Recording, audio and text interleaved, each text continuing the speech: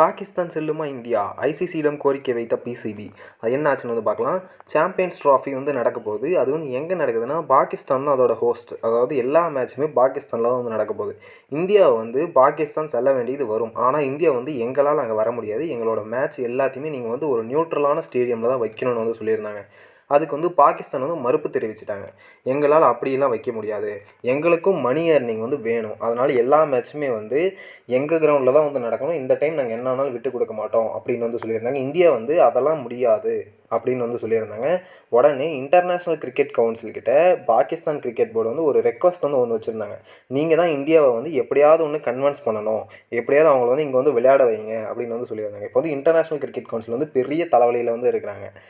இதுக்கு இவங்களுக்கு நடுவில் வந்து மாட்டிட்டு முடிச்சுட்டு இப்போ வந்து இது என்ன ஆகும்னு சொல்லி கமெண்ட் பாக்ஸில் வந்து கமெண்ட் பண்ணுங்கள். இந்த வீடியோ பிடிச்சிருந்தால் மறக்காமல் லைக் பண்ணுங்கள், ஷேர் பண்ணுங்கள், சப்ஸ்கிரைப் பண்ணிடுங்க. தேங்க்யூ.